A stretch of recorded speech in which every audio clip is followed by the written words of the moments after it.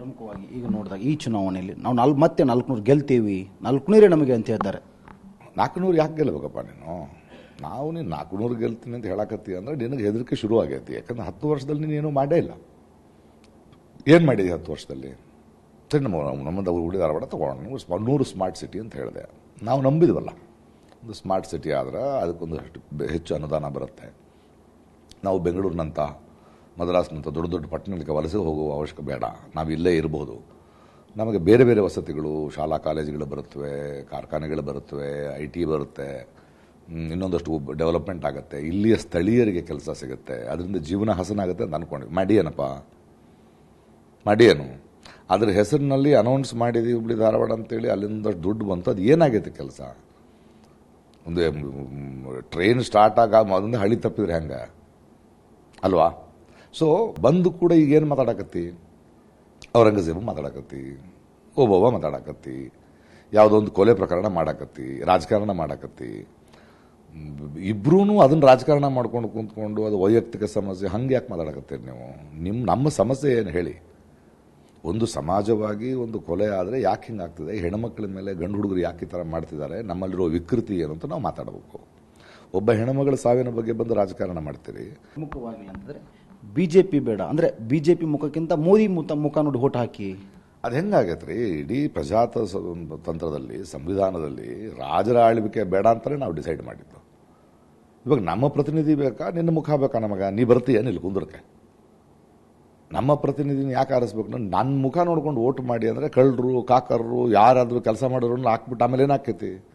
ನೀವು ಹೋದ ಸಲ ನಿಂತ್ಕೊಂಡ್ರೆ ಒಬ್ಬನು ಕ್ರಿಕೆಟ್ ಆಡ್ಕೊಂಡು ಕುಂತಿದ್ದ ಒಬ್ಬ. ಈಗ ಒಬ್ಬಕ್ಕೆ ಅವ್ರ ಪಾರ್ಟಿ ಆಗದಾರ, ಆಕೆ ನಟಿಮಣಿ. ಮೊದಲನೇ ಪ್ರಧಾನಮಂತ್ರಿ ಯಾರು ಅಂದ್ರೆ ಸುಭಾಷ್ ಚಂದ್ರ ಬೋಸ್ ಅಂದ್ರೆ ಅಷ್ಟೇ ತಲಿ ಅವಳಿಗೆ. 2014 ನಂತರ ನಮ್ಗೆ ಸ್ವತಂತ್ರ ಬಂತು, ಅದಕ್ಕೆ ಮುಂದೆ ಬಂದೇ ಇಲ್ಲ ಅಂತಾರೆ. ಅಂದರೆ ಈ BJP ಪಕ್ಷದ ಒಬ್ಬ ದೇಶಕ್ಕಾಗಿ ಸ್ವತಂತ್ರಕ್ಕೆ ಹೊರಡೋ ಒಬ್ಬ ನಾಯಕನಲ್ಲಿ ತೋರಿಸಿ ನಮಗೆ. ಇಂಥ ಮೂರ್ಖರನ್ನಲ್ಲಿ ಕಳಿಸಿ ಕೂರಿಸಿ ಏನು ಸಾಧಿಸ್ತೇವೆ ನಾವು? ಯಾವುದು ಪಾರ್ಲಿಮೆಂಟ್ ಅಂದರೆ ಏನು? ಆಯಾ ಕ್ಷೇತ್ರದ ಆಯಾ ಪ್ರತಿನಿಧಿಗಳು ಅಲ್ಲಿ ಹೋಗಿ ನಮ್ಮ ಸಮಸ್ಯೆಗಳನ್ನ ಅಲ್ಲಿಟ್ಟು, ಇಡೀ ದೇಶದ ಸಮಸ್ಯೆಗಳು ಎಷ್ಟೈತಪ್ಪ, ಒಂದು 500 ಮೇಲಿರೋ ಪ್ರತಿನಿಧಿಗಳು ಕುಂತು ಅಯ್ಯೋ ಹಿಂಗೈತಿ, ಸೊ ಇದು ಮುಖ್ಯ, ಇವ್ರಿಗೆ ಇದನ್ನು ಮಾಡಬೇಕು, ಇವ್ರಿಗೆ ಇದನ್ನು ಮಾಡಬೇಕು, ಇವ್ರನ್ನ ಡಿಸ್ಕಸ್ ಮಾಡಬೇಕೆ ಹೊರತು ಹೊಗಳು ಭಟ್ರನ್ನ ಆರಿಸಂದ್ರೆ ಹೆಂಗೆ? ಅವನಿಗೆ ಇಲ್ಲಿ ಭಾಷೆ ಗೊತ್ತೇನ? ಇಲ್ಲಿ ನೀರು ಗೊತ್ತೇನ? ಇಲ್ಲಿ ಹಸಿವು ಗೊತ್ತೇನ? ಇಲ್ಲಿ ಮಕ್ಕಳ ಆರೋಗ್ಯ ಗೊತ್ತೇನ? ಅವ ಮುಖ ನೋಡ್ಕೊಂಡು ನಾವು ಹೆಂಗೆ ಓಟ್ ಹಾಕ್ಬೇಕು? ನೀ ಏನು ಮಾಡಿ ಇಲ್ಲಿ ತನಕ ಹೇಳೋ? ಎಲೆಕ್ಷನ್ ಬಿಟ್ಟರೆ ಬೇರೆ ಯಾವ ಥರ ಬಂದಿ ಏನಲ್ಲಿ? ಎಲೆಕ್ಷನ್ ರ್ಯಾಲಿ ಬಿಟ್ಟರೆ ಇಲ್ಲಿ ಬಂದಿ ಏನೇನು? ಬಂದು ನನ್ನ ಮುಖ ನೋಡ್ಕೊಂಡು, ನನ್ನ ಮಾರಿ ನೋಡ್ಕೊಂಡು ಓಟ್ ಹಾಕೋದು ನೀ ಯಾರಪ್ಪ? ಬಂದಿ ಏನ? ಇವಾಗ ಮೊನ್ನೆ ಬರಗಾಲ ಅನೌನ್ಸ್ ಮಾಡಿದ್ದು ಒಂದು ಕರ್ನಾಟಕ ಸರ್ಕಾರ. ನಾನು ಯಾವ ಸರ್ಕಾರದ ಪರವಾಗಿ ಮಾತಾಡ್ತಾ ಇಲ್ಲ. ನೀವು 27 ಜನ ಅದಿರಪ್ಪ, ಇಲ್ಲಿಂದ 27 ಜನ ಪ್ರತಿನಿಧಿಗಳು ಕರ್ನಾಟಕದಿಂದ ಅದೇರಿ. ಅದಲ್ಲದ ನಿಮ್ಗೆ ರಾಜ್ಯಸಭೆಯಿಂದ ಇನ್ನೊಬ್ಬರನ್ನ ಕೊಟ್ಟಿದ್ದೀವಿ, ನಿರ್ಮಲಾ ಸೀತಾರಾಮನ್ ಅಂತ. ಆಕಿ ಫೈನಾನ್ಸ್ ಮಿನಿಸ್ಟರ್ ಅಲ್ಲ. ಇಷ್ಟು ಜನ, ಎಷ್ಟು ಸ್ಟ್ರಾಂಗ್ ಆದ ಒಂದು ಕಂಟಿಂಜೆನ್ಸಿ ಒಂದು ಭಾರತ ದೇಶದಲ್ಲಿ ಅಲ್ಲಿ ಹೋದಾಗ, ದಿಲ್ಲಿ ದರ್ಬಾರಲ್ಲಿ ಕುಂತ್ಕೊಂಡು ಉಳ್ಳಾಗಡ್ಡಿ ಬೆಲೆ ಜಾಸ್ತಿ ಆದ್ರೆ ನಾನು ಉಳ್ಳಾಗಡ್ಡಿ ತಿನ್ನುವುದಿಲ್ಲ ಅಂತಾಳ ನಮ್ಮ ಫೈನಾನ್ಸ್ ಮಿನಿಸ್ಟರ್. ಬರ ಪರಿಹಾರಕ್ಕೆ ಕೇಳಿದ್ರೆ ಕೊಡ್ತಿಲ್ಲ. ನೀವು ಹೋಗಿ ನಿಮ್ಮ ಪಕ್ಕದ ಮಹಾರಾಜನ ಕೇಳುತ್ತಾನೆ, ನೀವು ಬಾಯಿ ಮುಚ್ಕೊಂಡು ಕುಂತೀರಿ. ಇವರು ಸುಪ್ರೀಂ ಕೋರ್ಟ್ಗೆ ಹೋಗಿ ಸುಪ್ರೀಂ ಕೋರ್ಟ್ ಚೀಮಾರಿ ಹಾಕಿದ ಮೇಲೆ ಈಗ ಒಂದು 3,000 ಕೊಟ್ಟಿರಿ. ನೀವು ಎಲ್ಲಿಗೆ ಬರ್ತೀರಿ? ನೀವು ಪ್ರವಾಹಕ್ಕೆ ಬರೋದಿಲ್ಲ, ಮಹದಾಯಿಗೆ ಬರೋದಿಲ್ಲ, ಒಂದು ಡಿಸಿಷನ್ ತಗೊಳ್ಳೋದಿಲ್ಲ. ಬೇಸಿಗೆ ಇದ್ದಾಗ ಮಾತ್ರ ಕಾವೇರಿ ಸಮಸ್ಯೆ ಆಗ ಮಾತ್ರ ಮಾತಾಡ್ತೀರಿ. ಅದಕ್ಕೆ ಮುಂಚೆ ಆಯ್ತಲ್ಲಪ್ಪ, ಒಂದು 8 ತಿಂಗಳೈತಿ, ಕುಂತು ಮಾತಾಡ್ರಿ, ಏನಾಕೈತಿ? ಡಬಲ್ ಇಂಜಿನ್ ಸರ್ಕಾರ ಅಂತೀರಿ. ಸರ್, ಡಬಲ್ ಇಂಜಿನ್ ಸರ್ಕಾರ ಕೊಟ್ಟಾಯ್ತು, ಕರ್ನಾಟಕ ರಾಜ್ಯ ಕೊಟ್ಟಾಯ್ತು. ಲಾಸ್ಟ್ ಟೈಮ್ ಏನು ಮಾಡಿದ್ರು? ಹೋದ ಸಲ ನಮ್ಮ ಲೋಕಲ್ ಚುನಾವಣೆಯಲ್ಲಿ, ರಾಜ್ಯದ ಚುನಾವಣೆಯಲ್ಲಿ ಕಾಂಗ್ರೆಸ್ ಗೆಲ್ಲಿಲ್ಲ, BJP ಸೋಲ್ತು. ಪ್ರಜಾಪ್ರಭುತ್ವದಲ್ಲಿ ವಿರೋಧ ಪಕ್ಷಗಳು ಗೆಲ್ಲುವುದಿಲ್ಲ. ಆಳೋ ಪಕ್ಷಗಳಿಗೆ ಅವಕಾಶ ಕೊಟ್ಟ ಮೇಲೆ ಕೆಲಸ ಮಾಡಿದ್ರೆ ಜನ ಇಳಿಸ್ತಾರ. ಅವ್ರ ಭ್ರಷ್ಟಾಚಾರ ಹೆಂಗಿತ್ತು?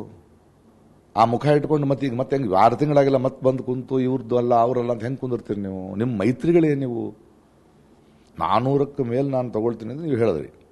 400ಕ್ಕೆ ಮೇಲೆ ನಾನು ಗೆಲ್ತೀನಿ ಅಂತ ಅಷ್ಟು ನಂಬಿಕೆ ಇದ್ರೆ ಈ ಕಳ್ಳರನ್ನ ಕಾಕರನ್ನೆಲ್ಲ ಯಾಕೆ ಒಳಗೆ ಹಾಕೊಂಡಿ ನೀನು? ಅವ ಎಲ್ಲೋ ಅಜಿತ್ ಪವಾರ್ ಅಂತ ಅವ ಕೋಟ್ಯಾಂತರ ರೂಪಾಯಿ ತಿಂದಾನ ಅಂತ ಭಯಕತ್ತಿ.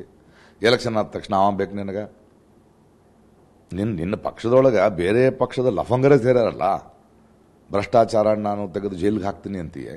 ಆ ಭ್ರಷ್ಟಾಚಾರ ಮಾಡಿದವರೆಲ್ಲ ನಿನ್ನ ಪಕ್ಷದಾಗ ಹಾಕಿದ್ರೆ ಯಾವ ಮುಖ ಹೊತ್ಕೊಂಡು ಬಂದು ಹೇಳಕತ್ತೀನಿ? ಏನಲ್ಲಿ ಭ್ರಷ್ಟಾಚಾರ ಅಂತ ತೆಗಿತೀನಿ, ಕಪ್ಪು ಹಣ ಅಂತ ತೆಗಿತೀನಿ. ನಮಗೆ ನೀವು ಏನು ಬೇಕಾದ್ರೆ ಮಾತಾಡ್ರಪ್ಪ, ಏನಾದ್ರು ಆಶ್ವಾಸನೆ ಕೊಡಿ. ನಮಗೆ ಕಣ್ಣು ಮುಂದೆ ದಿನನಿತ್ಯದ ಜೀವನದಲ್ಲಿ ಬದಲಾವಣೆ ಆಗೈತೇನೆ?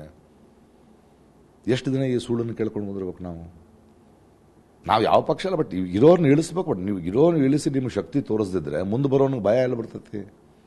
ಮತ್ತು ಅವನನ್ನ ಆರಿಸ್ಕೊಂಡು ಕುಂತ್ರೆ ಮತ್ತು ನೀವು ಮೂರ್ಖರು ನೀವಲ್ಲ, ಅವನದಲ್ಲ ತಪ್ಪು, ನಮ್ಮದು. 86ರಿಂದ ಒಂದೇ ಪಕ್ಷ ಇಟ್ಕೊಂಡು ನಗರ ಪಾಲಿಕೆ ಕೂಡ ಒಂದು ಧರ್ಮದ ಹೆಸರಿನಲ್ಲಿ ಅವ್ರಿಗೆ ಕೊಟ್ಟು ನಿಮ್ಮ ಮಕ್ಕಳ ಭವಿಷ್ಯ ಅರ್ಥ ಆಗ್ತಿಲ್ಲ ನಿಮಗೆ? ನಮ್ಮ ಯುವಕರ ಕೆಲಸ ಇಲ್ಲದ ಸಮಸ್ಯೆ ಅರ್ಥ ಆಗ್ತಿಲ್ಲ ನಿಮಗೆ? ನಮ್ಮ ರೈತರ ಸಮಸ್ಯೆ ಅರ್ಥ ಆಗ್ತಿಲ್ಲ ನಿಮಗೆ? ಮತ್ತು ಕುಂತು ಲೋಕಲ್ ವಿಷಯಗಳ ಬಗ್ಗೆ ಮಾತಾಡ್ತಿಲ್ಲ ಇವರು ಅಂತಂದ್ರೆ ಹೆಂಗೆ? ಅನುಭವಿಸೋರು ಯಾರು? ನಾವು. ತಪ್ಪಿಗೊಂದು ಶಿಕ್ಷೆ ಅಂತೇಳಿ ಮೊದಲು ಇಳಿಸ್ರಿ. ಆ ಶಕ್ತಿ ನಮಗೆ ಏತಂತು ಹೆಂಗೆ ಮಾಡಿದ್ರು, ಎಂತ ಸುಳ್ಳು ಹೇಳಿದ್ರು ನಾವಾಗ ಗೆಲ್ತೀವಿ ಅನ್ನೋ ನಂಬಿಕೆ ಹೆಂಗೈತೆ ಅವ್ರಿಗೆ? ಹೊಸಬರಿಗೆ ಅವಕಾಶಕ್ಕೆ ಮಾಡ್ಬೇಕು. ಇದಲ್ದ ಮುಂದಿನ 5 ವರ್ಷಗಳಲ್ಲಿ ನಾವು ನಿಂತವ ಯಾರು? ಅವ ಉದಯನ, ಅವನಿಗೆ ಅನುಭವ ಆಯ್ತಾನೆ, ನಾವು ಯಾವ ಪಕ್ಷ ಅಂತ ಯಾಕೆ ನೋಡ್ತೀರಿ? ತಪ್ಪು ನಮ್ದು ಐತಲ್ಲ. ನಮ್ಮಲ್ಲಿರೋ ಒಬ್ಬ ಹುಡುಗನ, ನಮ್ಮಲ್ಲಿರೋ ಒಬ್ಬ ಯುವಕರನ್ನ, ನಮ್ಮಲ್ಲಿರೋ ಒಬ್ಬ ಅನುಭವ ಇರೋರನ್ನ ನಿಂದ್ರಿ ನೀವು.